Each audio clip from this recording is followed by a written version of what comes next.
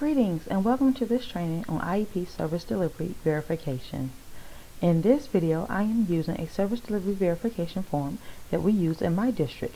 You are welcome to use any other type of form that you like, but in our district, electronic copies of service delivery verification is required and is not optional. You are welcome to create any template that you like, but this service delivery verification form has been created for me, and since it's already ready and it's easy to use, this is the form that I am going to stick with. For this service delivery verification form, it is a Google spreadsheet, which means there are features in it just like Microsoft Excel. The first thing I want to do is make sure that this spreadsheet indicates who I am serving.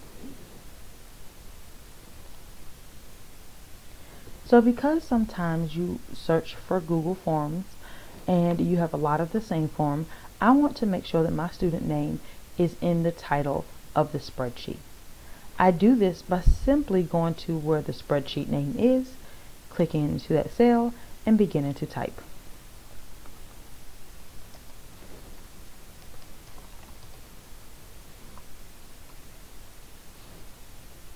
Once I am done typing in that cell, I simply click anywhere else in order for it to save. Now, on the spreadsheet itself, I want to make sure the student's name is there as well. The reason this is important is because if I were to ever print the spreadsheet out, I want to know who I am talking about. So here in the cell beside student name, I'm going to right click in the cell and begin typing.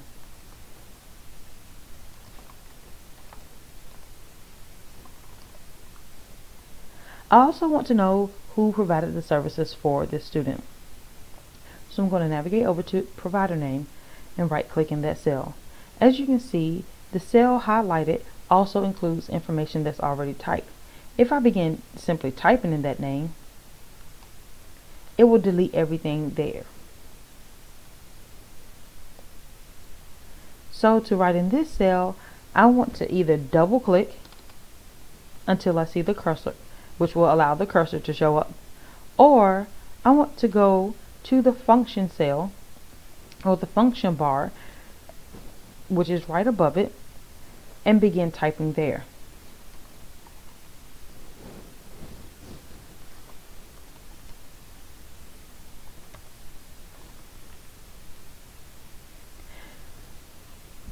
We are all familiar with OT, PT, speech language person as our related service providers. But did you know that you as a special education teacher are also a service provider? When you go into a student's class or pull a student out of class, in order to provide support, you are providing a special education service. And on this page, we want to notate or document the services that are provided. We want to do this to make sure that we're providing the amount of service that the student requires, and we also want to do this as a way of verifying that we actually did our jobs.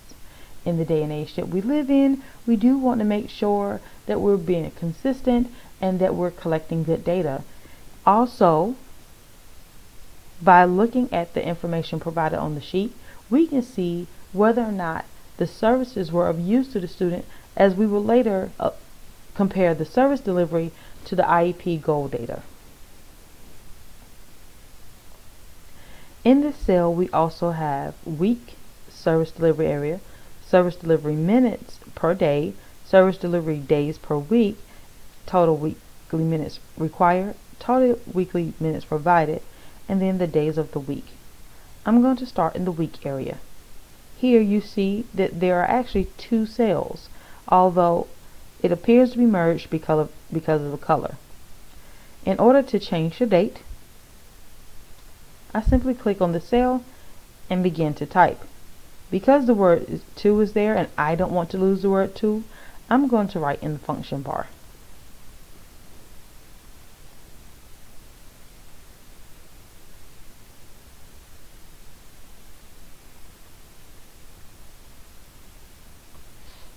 If you are unsure as to whether or not you have the right date, in the bottom right hand corner of most screens is a date and time field. If you right click on that field, a calendar typically pops up. I see the first day of the week is the 11th and the last day of the week is the 15th. So now that I have my first day right, I'm going to change my last day. Again, I right click in the cell and begin to type.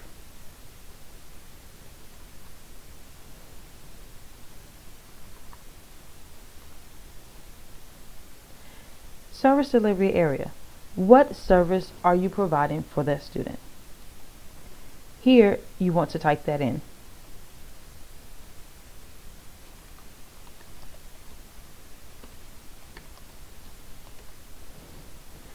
How many minutes of services are you providing per day?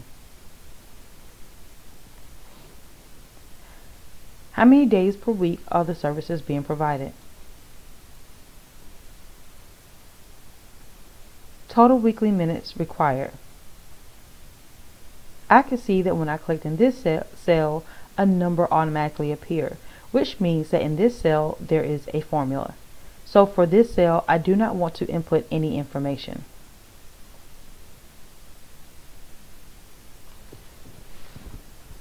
For this student, I am providing the same service every single week.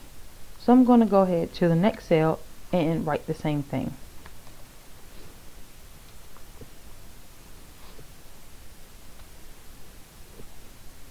Now to continue going down the sheet, I could go into each row and write the information.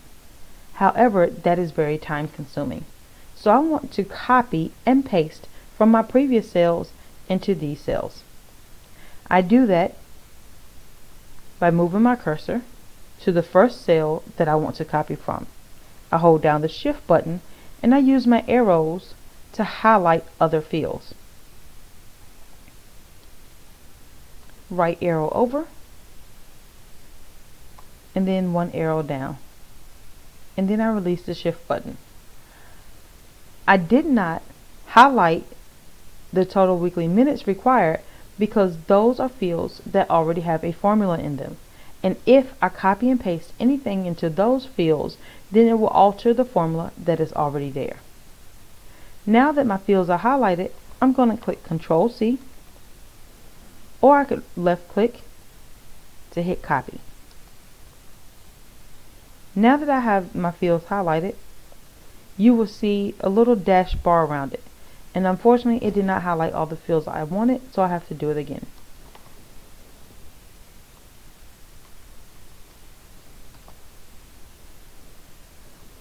Once the fields have been copied, you will see that the line around the fields is dashed.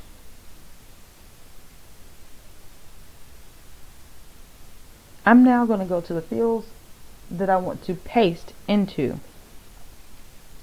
Again, I'm going to select the very first field that I want to paste into, hit Shift, and then arrow over as far as I want to paste, and then arrow down as far as I want to paste. I release the Shift key and click Control V.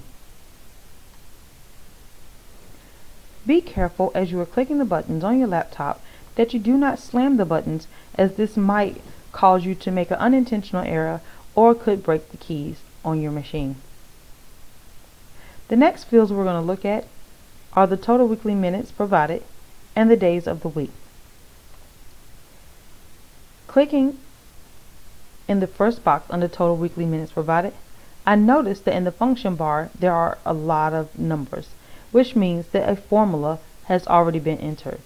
I know that a formula has been entered because there is an equal sign at the front, which means I do not need to type anything in this field.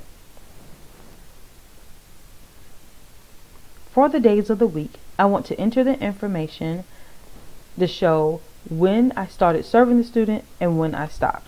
If I showed up late to a class, I did not start serving the student at the start of the class period. I need to document the actual time that I started services and the actual time that I stopped services. As you can see, there was some information that was already entered. In order to make sure that I'm putting in my information and not copying somebody else's, I want to delete this information.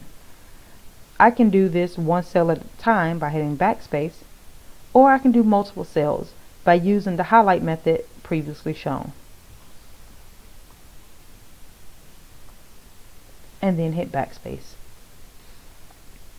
I'm now going to enter my start and stop times for each day. Because Monday was a holiday, no services were provided.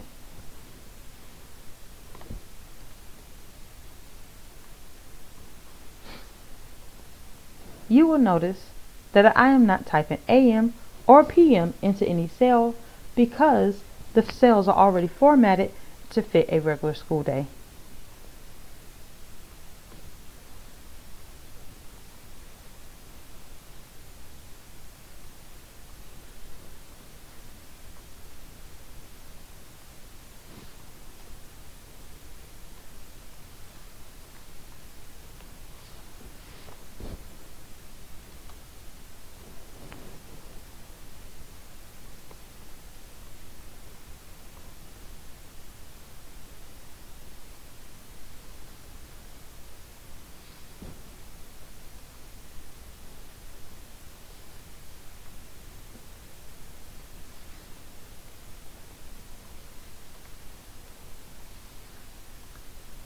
You will notice that on Thursday and Friday I enter a time of 9:40.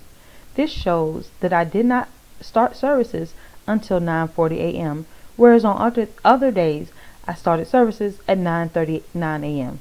You will also notice that on Thursday I ended services at 10:40 a.m. because I had to go and take a phone call, and therefore I was no longer in class with the student.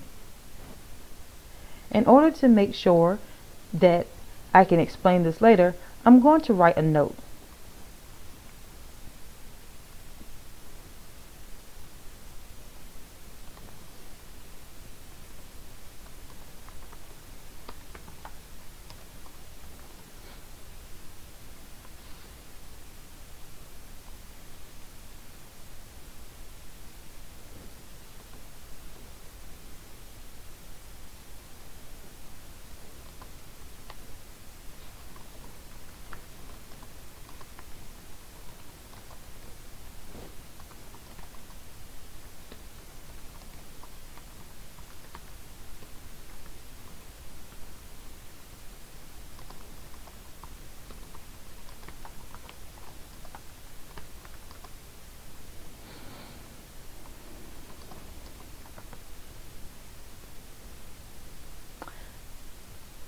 This note that I've entered helps me to remember what occurred on that day, but does not mean that services will not be provided.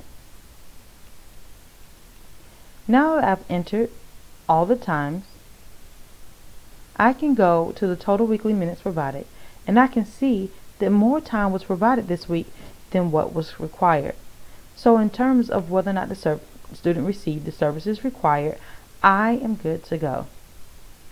Let's move on to the next week.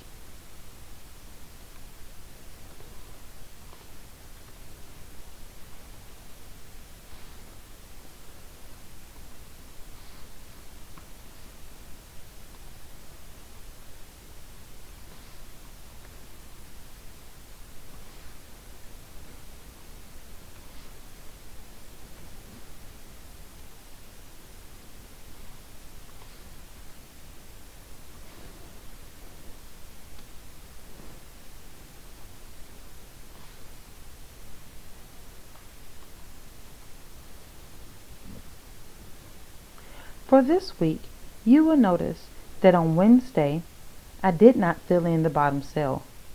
Be careful because not entering information will cause a miscalculation. You want to ensure that each cell is entered correctly.